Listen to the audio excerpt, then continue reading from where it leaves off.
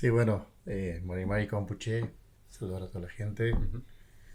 Eh, Primero, de que el derecho de los pueblos originarios dentro de la presidencia siempre ha estado, a pesar de los...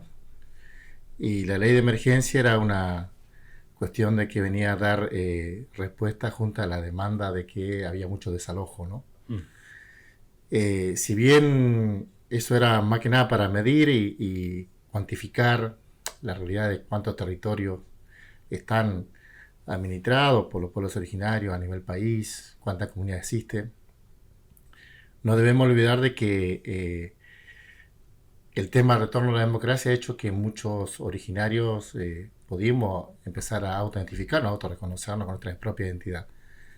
Entonces, una cosa fue los 90, otra cosa fue los 2000 y otra cosa es una realidad ahora totalmente distinta, con un gobierno muy nefasto, muy racista, pero muy lleno de odio, de todas las cosas que se imagina, porque leyendo el decreto pareciera que en los pueblos indígenas no tenemos producción, ¿no?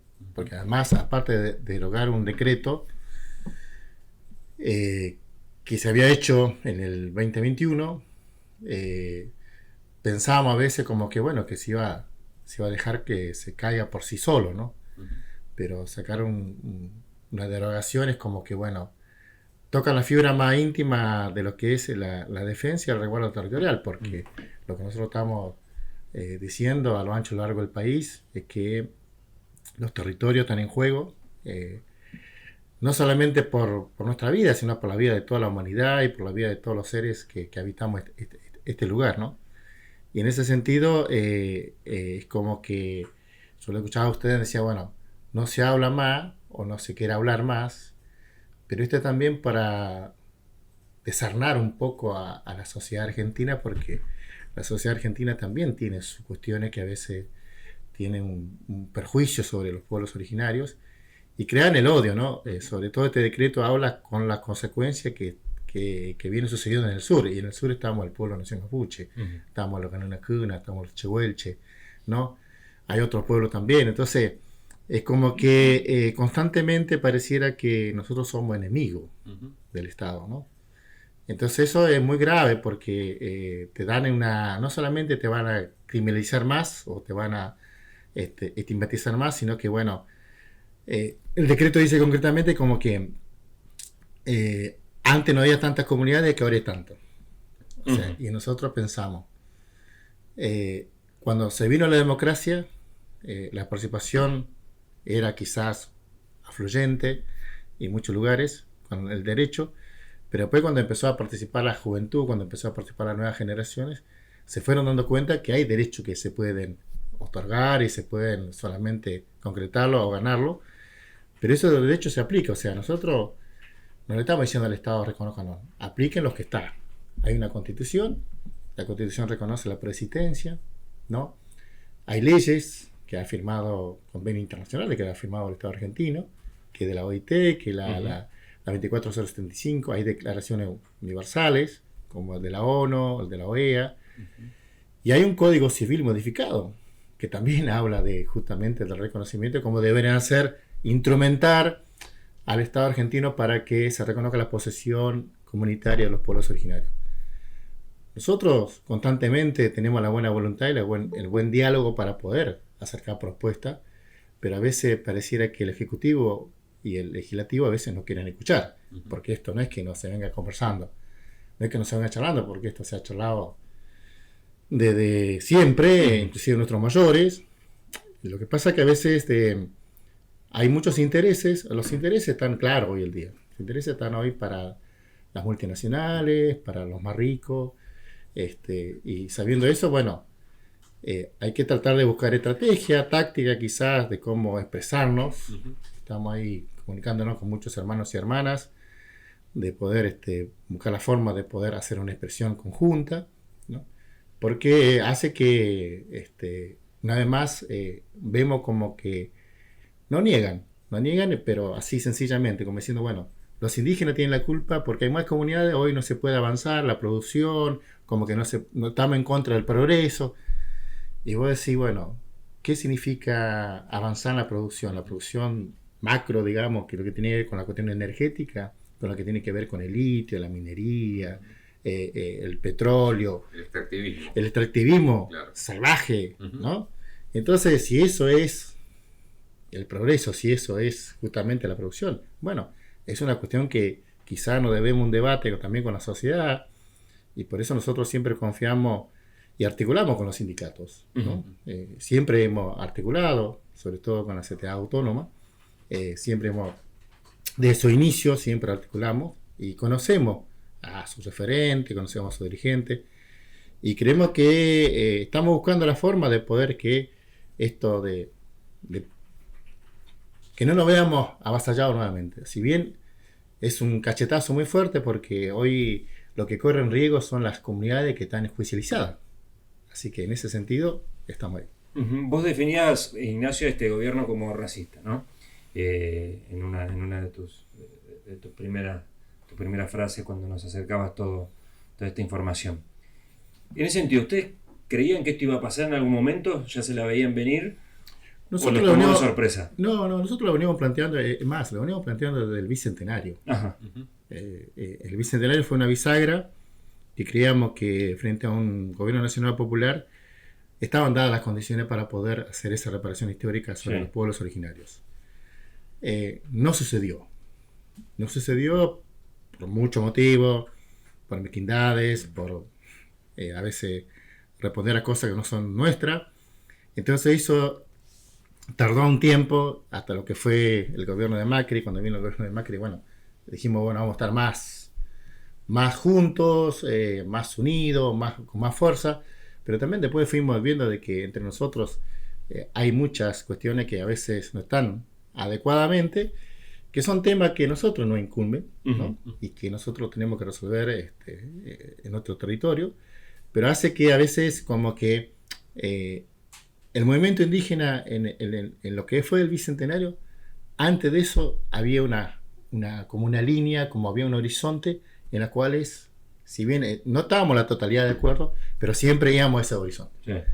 Después del Bicentenario vimos que esa bisagra está como partida, está como cabrajada, y nunca se pudo dar el debate, nunca se pudo porque recordamos, por ejemplo, el pacto Chevron-YPF, sí, ¿no? Que no nos fue gratis ni nos es gratis a nosotros.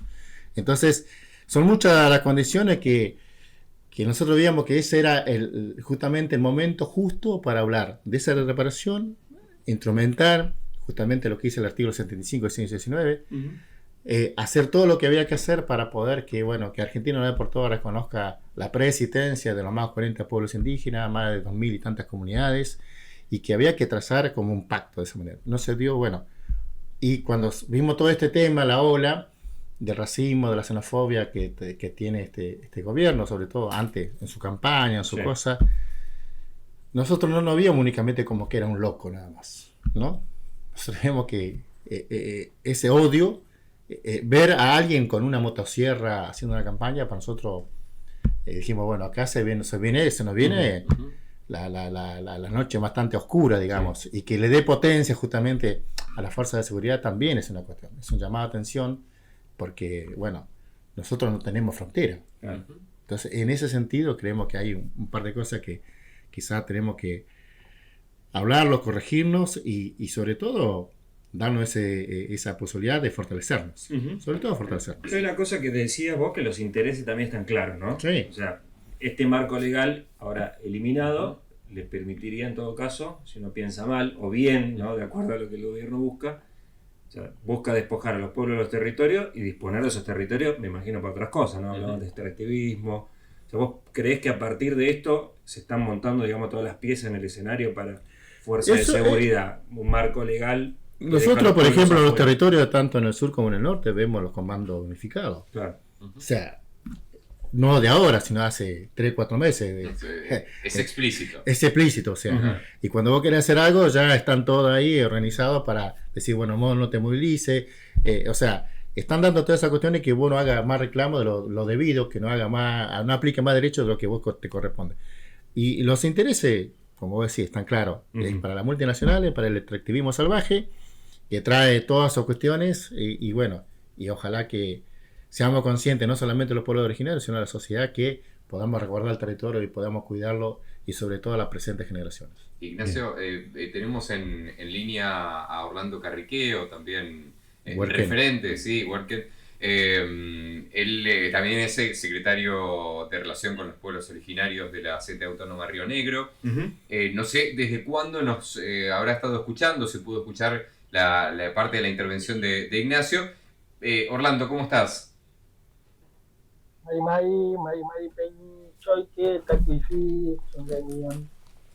Bienvenido, Orlando. Bueno, acá lo tenemos, Ignacio se está escuchando, estamos escuchando acá con Pablo. La idea o el disparador de esta charla fue el DNU que se ha promulgado en las últimas horas, digamos, por disposición de Javier Milei, para derogar justamente el decreto anterior que establecía justamente esta posibilidad quiero leerlo con precisión, ¿no? El DNU 1083/24, que justamente deroga el decreto 805/21, ahora sí lo puedo encontrar, que justamente declaraba la emergencia en materia de posesión y propiedad de tierras habilitadas por comunidades indígenas. A partir de esto, le preguntábamos a Ignacio qué visión justamente tenían desde las comunidades sobre esto que ocurrió hoy, esta noticia, esta triste noticia con la que uno se encuentra, y también queremos escuchar tu opinión, Orlando.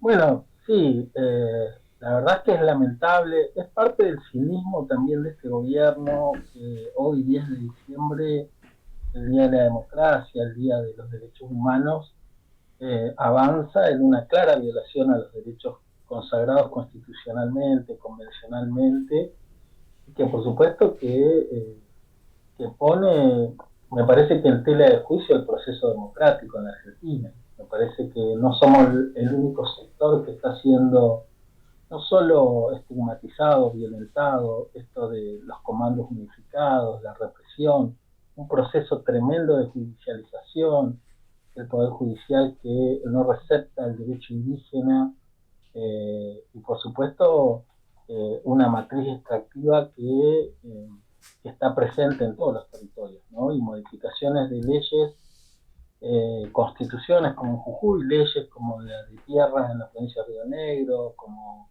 del protocolo minero, de un protocolo de consulta que ha sido resuelto unilateralmente por el gobierno y que por supuesto que deja sin la posibilidad del ejercicio de los derechos a muchas comunidades.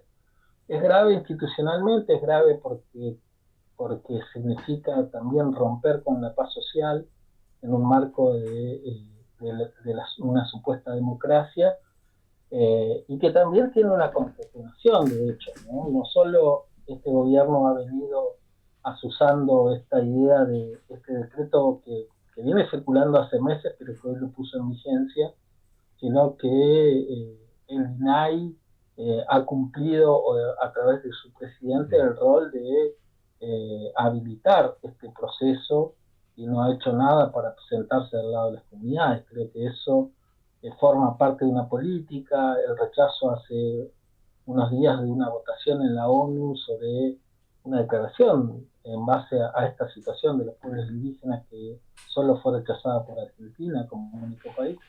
Y también hace 6 días ocurrió la advertencia de la Comisión Interamericana de Derechos Humanos, donde justamente específicamente habla de la situación en Río Negro, en Jujuy, en Chubut, ¿no? Con respecto a, y advierte que por supuesto que este proceso debe ser respetado por el Estado, ¿no? Y eso creo que es lo que no está ocurriendo en estos momentos y que claramente nos pone en un grado de inseguridad territorial.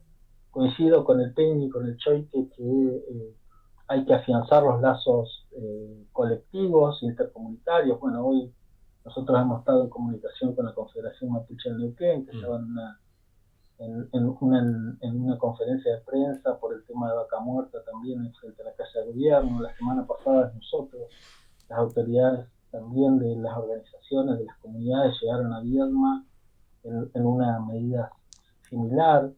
Estamos ahí en contacto con algunos hermanos del norte. A las 18 horas hay una reunión también autoconvocada, ¿no?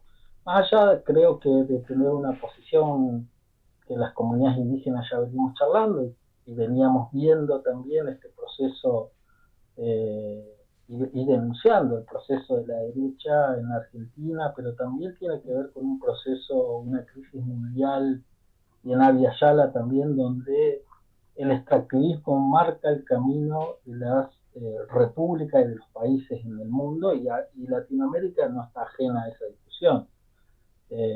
Esto que está pasando tiene claramente una matriz extractiva y un proceso que a pesar de los 500 años de la llegada de Colón no ha concluido. Hoy lo que se plantea con Vaca Muerta, el oleoducto Vaca Muerta Sur, la planta de GNL,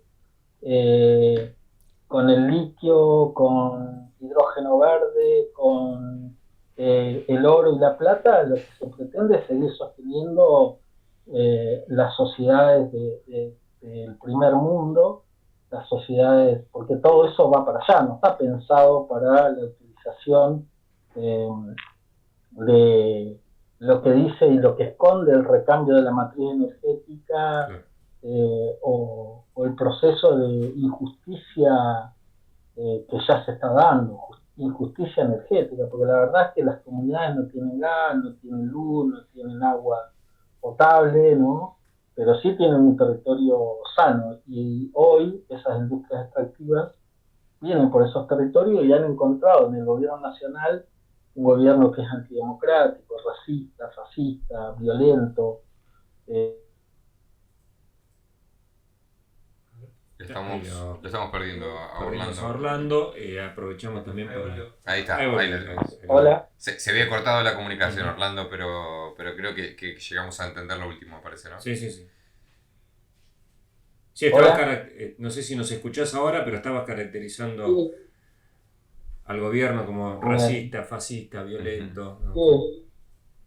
Militarista, ¿no? No es menor. Creo que también lo que está en juego es la democracia misma. Y creo que ahí también hay una responsabilidad de los partidos mayoritarios en no haber sabido escuchar, atender las demandas. Creo que estamos frente a un proceso que, por supuesto, para nosotros tiene un inicio, que es con la campaña del desierto y la campaña del desierto verde, y que tiene que ver con cosas que la sociedad en Argentina no ha hablado, y de ese primer genocidio fundante aparece toda una línea histórica que nos trae hasta acá, ¿no? Por eso me parece que nosotros como organización mapuche venimos denunciando este proceso, venimos denunciando antes de que asumiera este gobierno, cuando tomó las primeras medidas, que estábamos frente a una situación compleja de pérdida de la democracia.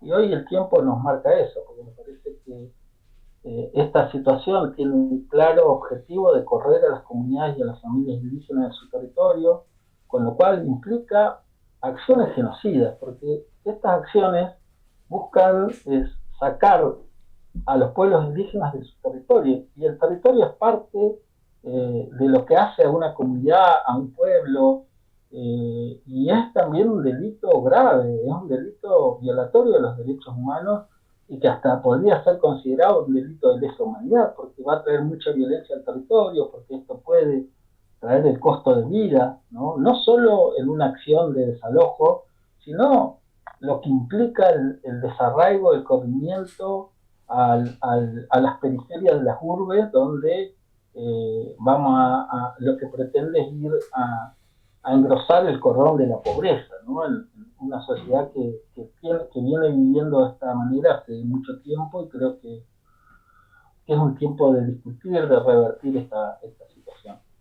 Les pregunto a los dos, primero a Ignacio, que está acá en la mesa, y después a Orlando también. Esta medida es muy reciente, pero me imagino que quizás hay vías, tanto judiciales como legislativas, de intentar frenar el decreto del gobierno hoy. No sé si lo han analizado, lo han conversado con compañeros, compañeras, con otros referentes. No sé, yo me imagino que recursos de amparo, Sí, recurrir justamente al carácter inconstitucional de la medida. Exactamente, sí, sí. Sí, se está conversando, como decía Ujú. el Peñi Orlando ahí. Bueno, saludarlo también, Mari Peñi. Muy mal, Así que eso se está evaluando, se está conversando como venía diciendo el Huerquén ahí, con todos los hermanos y hermanas. Y bueno, vamos a apelar a eso. Hay muchos hermanos abogados, hermanas abogadas, también hay aliados. Así que estamos tratando de que en los tiempos esto hoy, bueno, pueda tener la más urgencia, probablemente la próxima semana, a más tardar, tener esa presentación ya más adecuada, más precisa, con toda la contundencia y bueno, y que tiene que ser desde el norte al sur y del oeste al este, o sea, eso tiene que ser así, no hay otra medida. Y bueno, ojalá que pronto esa acción vamos a recurrir también en el ámbito internacional, porque bueno, hay cuestiones internacionales que están en la vía para poderlo hacer y bueno, y tenemos el conocimiento para llevarlo adelante en ese sentido. Ujú. Orlando. Sí, coincido con eso, creo que estamos frente a un avasallamiento tremendo, pero que también implica una posibilidad, el movimiento indígena por distintos motivos, pero me parece que la extensión territorial de la Argentina, la historia propia de la Argentina en sus etapas de construcción como una república, marcó distintos grados de discusión indígena, ¿no? Entonces creo que hoy el movimiento indígena se encuentra frente a esta situación y que implica poder encontrar esos caminos de hermanos para plantear una acción común. Creo que reivindicar la preexistencia de los pueblos, reivindicar nuestras pautas culturales, nuestra espiritualidad, nuestro idioma, nuestros idiomas, forma parte de una resistencia que se va a estar dando en el territorio. Creo que, como ya lo vienen diciendo, en la provincia de Río Negro hoy tenemos 6 desalojos dictados y no se han llevado adelante porque también ya hay una decisión comunitaria y colectiva de resistir ese intento de desalojo con todo lo que eso implica, la gravedad, el riesgo y todo eso, pero también nos pone en un contexto donde creo que si todos los pueblos decidimos rechazar, como se está rechazando, pero también plantear que no nos quedan muchas más alternativas que resistir estos intentos de avance sobre los territorios, la verdad es que nos queda un camino también. El judicial tiene, creo que, poco eco en este poder judicial que ha sido también históricamente el brazo ejecutor del despojo de las comunidades, ¿no? Creo que, como decía el Choi, que en el bicentenario se vislumbró en el 2006, cuando inició esta ley, la posibilidad de una reparación histórica, que fue siempre negada por los gobiernos provinciales, ¿no? Ujú. Creo que eso forma parte de los mandatos y esta acción tiene una clara connivencia con los gobiernos de Mendoza, de Río Negro, de Chubut, de Neuquén, de Jujuy, de Catamarca. Bueno, podría nombrar varias provincias más donde los conflictos territoriales están constantemente en la luz, ¿no? Entonces creo que más allá de la situación, que es compleja, creo que también se abre una oportunidad para encontrar un marco de diálogo comunitario, indígena, que plantee otras opciones a la sociedad. Me parece que estamos también frente a una crisis política, social, económica, pero una crisis climática que arrasa el territorio y que frente a eso los pueblos indígenas, como está pasando en Abya Yala, están proponiendo vías alternativas del buen vivir, ¿no? Creo que esta discusión tiene que asumirse más tarde o más temprano en la Argentina, sobre todo porque no estamos alejados de la historia de los pueblos de los distintos países de Latinoamérica, o Abya Yala, mejor dicho, Ujú. y entendemos que la mayor parte de la sociedad en estos países es indígena. Creo que ahí hay que abrevar para los tiempos difíciles que se vienen, no solo en lo económico, en lo político, sino fundamentalmente en la crisis ambiental que nos trae sequía, grandes incendios, grandes nevadas, la erupción de los volcanes, el derretimiento de los glaciares y mayor contaminación de los ríos por efecto de estos proyectos extractivos. Creo que lo que estamos haciendo los pueblos indígenas no es ni más ni menos que tratar de proyectar, ni siquiera para las comunidades, sino para la sociedad, una vida mejor, ¿no? Y por eso resguardamos los cerros de la minería, pretendemos cuidar el agua de los ríos, de los lagos, y llamamos también a una discusión social sobre los verdaderos intereses que hoy están ocultos detrás de estas acciones de gobierno. Tanto a Ignacio como a Orlando les consulto algo que uno podría pensar que es obvio, que uno ya entiende cuál es la respuesta, pero recordaba en su momento, y un poco ambos hacían referencia a eso, ¿no? Que fueron muchos gobiernos que de todas formas, esto está mucho más agravado, más profundizado, un ataque totalmente desproporcionado del gobierno a las comunidades indígenas, pero los gobiernos anteriores tal vez faltó un poco de iniciativa en muchos casos. En otros casos, caso del gobierno de Mauricio Macri, con Patricia Bullrich también como secretaria de Seguridad, también tuvo una actitud muy hostil de forma manifiesta. De hecho, lo hemos visto cuáles han sido los resultados, ¿no? Todavía se siguen investigando todavía las consecuencias de las acciones de la actual secretaria ministra, mejor dicho, de Seguridad. Pero en otros casos, en gobiernos considerados más populares, también faltó empuje, ¿no? Faltó iniciativa. Recién lo mencionaban. Recuerdo que cuando se dio el conflicto en Villa Mascardi, se había iniciado o se había intentado dar continuidad a una mesa de diálogo. Hoy por hoy, ¿qué queda de todo eso? Digo, de las mesas de diálogo, de los intentos institucionales de acercamiento, digo, a pesar de la postura actual del gobierno, ¿queda algo de todo eso? ¿Hay algún canal donde todavía las comunidades indígenas tengan algún tipo de respuesta institucional desde el Estado? Yo se lo dejo ahí al Orlando, que ha estado más participando directamente. Claro. Orlando. Sí, bueno, el mecanismo del diálogo es algo que culturalmente los pueblos indígenas hemos propuesto siempre en los conflictos territoriales. Creo que coincido con que un hecho fundamental, creo que el gobierno, el Comando Unificado lo puso en vigencia Aníbal Fernández cuando era ministro de Seguridad del anterior gobierno, y eso no es un dato menor. Nosotros, los pueblos indígenas, en ese conflicto de Mascardi, se llevó un desalojo el 5 de octubre del 2022, o el 4, y nosotros llegamos hasta el presidente para plantearle una mesa de diálogo para resolver un conflicto que nos parecía necesario resolver, como muchos otros que costaron y que cuestan vida. Y la verdad es que fue muy dificultoso porque hubo que hacer mucha presión aún con ese gobierno progresista para llegar a arribar a un acuerdo que después no lo cumplió el gobierno y que este gobierno dio de baja ese acuerdo para llevar adelante lo que todavía no ha hecho, ¿no? Un un espacio sagrado dentro de un territorio que supuestamente tiene parques nacionales bajo su órbita. Y bueno, son todas violaciones de derechos humanos y que por supuesto hay, y por eso insisto que hay una responsabilidad en la clase dirigencial política sobre estas situaciones que demandan una mirada mucho más amplia de la historia, ¿no?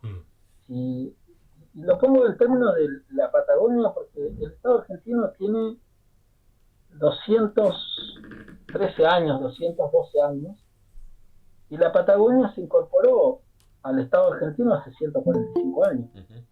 Acá no existía Estado, era territorio comunitario, toda la Patagonia, distintos pueblos, el pueblo Urina Cuna, el pueblo Chehuelche, el pueblo Mapuche, Yamana.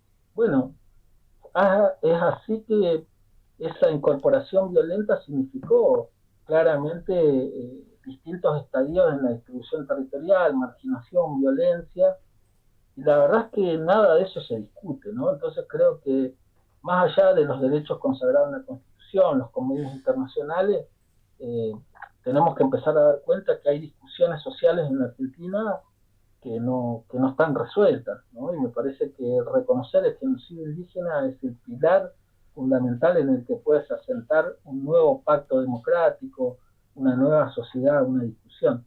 Los últimos 4 presidentes han dicho que la Argentina viene de Europa, nada más alejado de la verdad que eso, ¿no? Creo que si uno analiza, a pesar de que todavía la información no impacta en el INDEC, ¿no? En los censos, producto justamente de un genocidio que todavía no permite a mucha gente reconocerse indígena por miedo a la discriminación, al racismo, a no encontrar trabajo, a ser estigmatizado.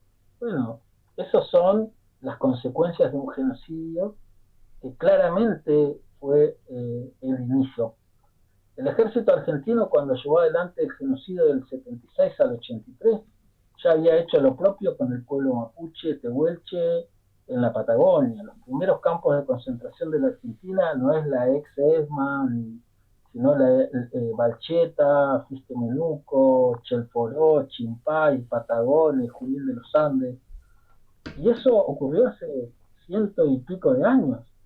Esos campos de concentración, esa violencia que impuso el Estado, ¿y quiénes se beneficiaron? Yo les doy algunos apellidos de quienes se beneficiaron con esto: los Bullrich, los Peña Brown, los Aranguren, los Blanco Villegas, y podemos seguir dando nombres de familias que hoy conforman el poder económico y político en Argentina. Mire si no es grave no discutir el genocidio en Argentina, ¿no? Si el peronismo quisiera desarticular a la derecha, lo primero que tiene que reconocer es que este Estado ha nacido de un genocidio y que eso tiene consecuencias en lo cotidiano, en lo actual, y estas son reminiscencias de esas viejas miradas. Por eso este gobierno valora tanto al general Roca, al Sarmiento, ¿no? Y por eso también creo que es un elemento que es necesario discutir en el marco de que este gobierno está avasallando todos los derechos de los pueblos indígenas, a los jubilados, a la educación, a la salud, ¿no? Creo que claramente son políticas genocidas porque buscan el exterminio de un sector social. Si uno analiza la disposición de sacarles los medicamentos a los jubilados, o analiza esta derogación del relevamiento territorial, lo que implica es que buscan el exterminio de un sector social. Y eso tiene un nombre: es genocidio, es un delito de lesa humanidad y es un delito condenado en el marco internacional. Por eso creo que el camino, más allá de la justicia, va a desembocar en denuncias en las cortes internacionales. Y esto, porque también es uno de los argumentos que utilizó este gobierno para dar de baja, con la idea de generar seguridad jurídica sobre los territorios, y la verdad es que se equivoca rotundamente.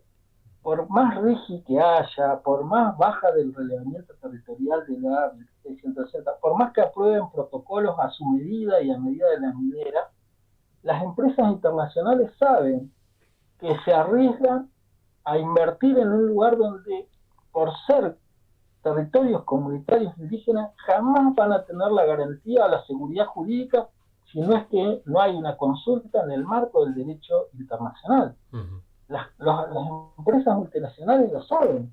O sea, no se comen esto de que pueden avasallar lo que quieran, porque el costo no lo va a pagar Milei, no lo va a pagar el gobierno de Bertinec o el gobierno de Morales. El costo de esta flagrancia la van a pagar las empresas, ¿no? Y con sus capitales. Y eso es lo que está atrás de esto. Se equivoca el gobierno si piensa que derogando una ley o haciendo protocolos de consulta sin la participación indígena va a generar algún marco de seguridad jurídica para las inversiones. En territorio comunitario eso nunca va a pasar. Solamente como cierre les pido si pueden cierta brevedad para si podemos cumplir con la siguiente entrevista. ¿Qué se puede esperar del año próximo, de este 2025 que viene por delante, con este gobierno que claramente no está favoreciendo a la gran mayoría de los que habitamos este territorio?